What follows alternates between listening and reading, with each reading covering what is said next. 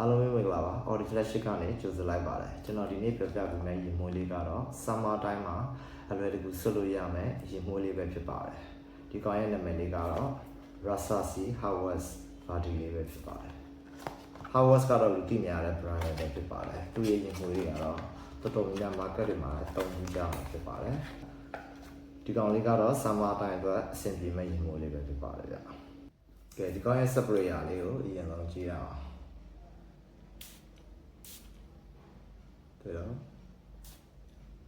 这不一样了，so。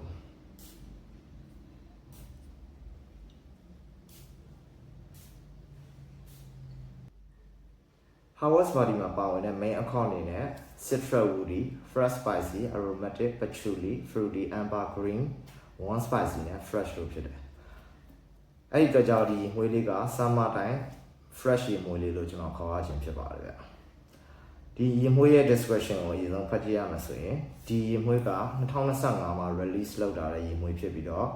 သူ့မှာပါဝင်တဲ့ note ကတော့ lime, patchouli, rosemary, green apple, amber လို့ဖြစ်ပါတယ်ထူးခြားတဲ့အချက်အနေနဲ့ကတော့သူက base note, middle note, top note ဆိုပြီးတော့မပါဘဲနဲ့တပြေးညီပဲသူထုတ်လိုက်တာဖြစ်ပါတယ်ဗျရေမွေးကို description လောက်တာလားကြတော့တောက်ပါတဲ့အချင်တဲ့အနေနဲ့ harvest ရဲ့ savor ဝင်တဲ့ element တွေပေါင်းလာတယ်ဆိုတဲ့အဓိပ္ပာယ်နဲ့သူ fresh aromatic ပုံစံလေးသူဖန်တီးထားတယ်ပြီးတဲ့အခါမှာ lime တမယာဒီနဲ့ fresh ဖြစ်တဲ့ green apple နဲ့ပေါင်းလာတယ်ဆိုတော့ဒီကောင်ရဲ့ note တွေကတော့လုံးဝယူ fresh ဖြစ်တယ်ပြီးလို့ရှိရင် patchouli ပုံစံလေးနဲ့ amber လေးနဲ့ချူမညလေးနဲ့ပေါင်းလာတာပေါ့ patchouli ကတော့ woody နဲ့လေးဆိုတော့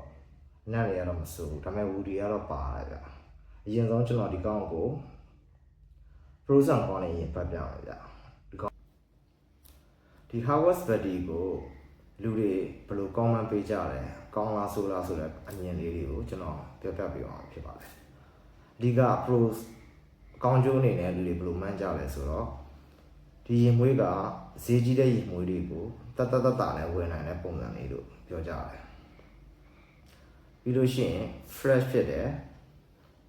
mid ပူစီနန်နဲ့လေးနဲ့အချင်းတက်လေးနဲ့ဖွင့်တယ်လို့ပြောကြတယ်ပြီးလို့ရှိရင် summer time အတွက်ကောင်းတယ်လို့ပြောကြတယ် fresh module လို့ဒီကောင်ကတော့ cocktail ပုံစံ module လို့ဆိုတော့ cocktail ပုံစံလို့ပြောချင်တာ cocktail ကတော့တမယာနဲ့ rum နဲ့ sugar နဲ့အဲ့ပုံစံပေါင်းတဲ့ cocktail ပုံစံသူတို့ခံစားရတယ်လို့ပြောကြတယ်အဲ့ဒီမှာ fresh module လို့ green apple note ဆိုတော့တမယာနဲ့ပန်လီစိန်နဲ့ cocktail တစ်ခွက်လို့ခံစားရတယ်လို့ပြောတာပါဈေးတင်တယ်ယာဒီမရွေးသုံးလို့ရတယ်ဂျင်သွားဆိုလို့ရတယ် border design က high quality လို့ပြောကြတယ် projection ကောင်းတော့ room အခန်းထဲမှာပြည့်နေမယ်အနံလို့ပြောကြတာဆွတ်တာလို့ရှိရင် city ဆိုတာကသူ့ရဲ့သေးပေါ့ကြံခဲ့မဲ့အနံလို့ပြောချင်တာ clean and soap ပြီးဆက်ပြနံပုံစံ shampoo ခေါင်းရွှဲရည်နံပုံစံနဲ့တူတယ်လို့ပြောတယ် long lasting ကတော့8နိုင်တက်ပို့တယ်လို့ပြောကြတယ်ဒီရေမွေးကိုမကြတဲ့လူတွေပါပြောကြတယ်ဆိုတော့ရေမွေးရဲ့တိုးတက်နှောင်ကတသမတ်တည်းဖြစ်နေတယ်3နိုင်ကြာပြီးနောက် silish ကတိတိတတ်တာလေးကျသွားတယ်လို့ပြောတယ်အနမ်းကြံခဲ့တဲ့နှောင်ပေါ့ပူစီနံပါတဲ့အနမ်းတွေရှိပြီးသားဆိုရင်ထပ်မွေတင်လို့ပြောတယ်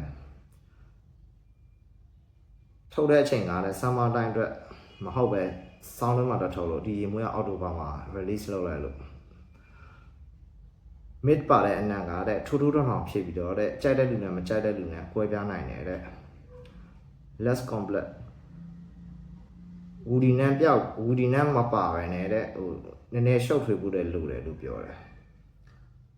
ဒီ mid ပါတဲ့ fresh type ရေမွေးစုတဲ့ DNA line စုတဲ့လူတွေဆိုရင်ပြင်းသွားမယ်လို့ပြောတယ်သူရဲ့ရေမွေးရဲ့ဆဆဖွင့်ခြင်းမှာဓာတုစေအနံ့ပေါ့ပြောချင်တာက synthetic ဖြစ်တယ်ဆိုတာအရက်ပြန်အနံ့လို့ဘာလို့ပါတယ်လို့ပြောချင်တာပြီးလို့ရှိရင်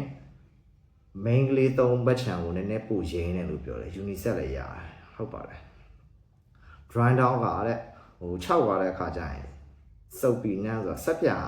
ခဲနန်းလိုမျိုး spice စုပ်ပြီးဖြစ်တဲ့အနံ့လေးဖြစ်တယ်လေအဲ့ဒီကောင်မဟုတ်ဘူးဗျဒီကောင်ရဲ့ longevity အနမ်းကြရှည်နှောင်းကတော့သူတို့မှန်လာကြတာက moderately ရယ် long lasting ရယ် eternal ရယ်အဲ့တော့မှ long lasting ကိုနည်းနည်းအားပေးကြတယ် silish ကတော့ strong လို့ပြောကြတယ် gender အနေနဲ့ကတော့ more male unisex female vote ပေးကြတယ် price အနေနဲ့ကတော့ good value great value အဆင်ပြေတယ်လို့ပြောကြတာပေါ့ဈေးတန်းအနေနဲ့ကတော့ဒီကောင်ရဲ့ရင်မွေးကတော့ဘာနဲ့တူလဲဆို Torino 21လို့အဲ့ဒီကောင်ကိုတူပြီးတော့ထုတ်တာ mid ပါတဲ့ရင်မွေးပေါ့ဗျဒီရင်မွေးကိုကျွန်တော်ခံစားရတဲ့ note လေးတွေပြောပြမယ်ဗျာဒီရင်မွေးကဆွတ်ဆွတ်ပြီးချင်း1 hour 2 hour လောက်က projection ရော silish ရောကောင်းတယ်တော်တော်လေးကောင်းတယ်ဒီကောင်ရဲ့ long lasting အနေနဲ့ကတော့4နိုင်အကြာမှာကျွန်တော်အတွက်အနက်ကတအားကြီးကိုမှိန်သွားတယ်ဗျာအလုံးလုံးရမယ်ဆိုကျွန်တော်6နိုင်အထိပဲပေးတယ်ဗျာအများကြီးတော့8နိုင်ပါညာပြောလဲဆိုရင်ကျွန်တော်6နိုင်ပဲအနက်ကတော့တံမြာအနက်ပါတယ် green apple ပါတယ် amber ပါတယ် rosemary တွေပါလေးပါတယ်ပချူတွေကတော့ကျွန်တော်လည်းမရဘူးဒီဆန်ကတိတ်မရအောင်ဒီရင်မွေးကိုကျွန်တော်ဆွလို့ရှိရင် over spray နဲ့ဆန်ကြည့်တယ်ရိုးရိုးပလေးနဲ့ဆန်ကြည့်တယ် over spray ဆိုတဲ့ခါကျရင်သူတို့ပြောတဲ့ Buzinan နဲ့ mid ကပေါ်ထွက်လာတယ်ဗျာကျွန်တော်ဒီတိုင်းပလေးဆိုတဲ့ခါကျရင် mid နဲ့ကတော့ပလေးပဲရအဓိကတော့ဒီရင်မွေးကတံမြာနဲ့ green apple နဲ့ကိုပေါင်းလာတော့သူ့ရဲ့တံမြာအနံ့လေးနဲ့ apple ပန်းဒီစိမ်းအချိုနံ့လေးနဲ့ပေါင်းလာတာတော်တော်လေးကို smooth ဖြစ်ပြီးတော့အဆင်ပြေတယ်ပြီးတော့သူတို့မှန်းလာလဲကြားသလို synthetic အနံ့ဖြစ်လာဆိုတော့လေကျွန်တော် synthetic အနံ့လို့မခံစားရအောင်ဆက်စဖွင့်ကြမှာ amber လေးကလည်းနည်းနည်းလေးရော့ရဗျသူ့ကို over spray ဆွတ်တဲ့ခါကျရင်ဘယ်လိုခံစားရဆိုတော့ mid type ကများသွားတယ်လို့ခံစားရတယ်ပူစီနန်နံ့ကများသွားတယ်လို့ခံစားရတယ်ပြီးလို့ရှိရင်ဒီကောင်ရဲ့ဘယ်လိုပြောမလဲဆိုရင်တံမြာအခွန်နံ့ဗျာတံမြာအခွန်နံ့မှာနည်းနည်းခါတက်လေးပုံစံလေးရတယ်လို့ခံစားရတယ် over spray ဆွတ်တဲ့ခါကျရင်ပေါ့ဒီမွေးကဘာနဲ့နည်းနည်းဆင်လဲဆိုတော့ကျွန်တော်ခံစားရတဲ့ဟာ7 cup soda အနံ့လို့ sparkling လို့ lime Sprite ပုံစံတံမြာ Sprite ပုံစံအနံ့လေးတွေရတယ်ဗျာဆိုတော့ဒီရင်မွေးကိုစမ်းဆွချင်လို့ရှိရင်ကျွန်တော်တော့ဒီကောင်ခွဲပေးဖို့တော့ရှိတယ်ဒီကောင်ကိုကျွန်တော်တမ်းမဲ့ကို3000နှုန်းနဲ့ရောင်းပါမှာဖြစ်ပါလိမ့်ဗျာ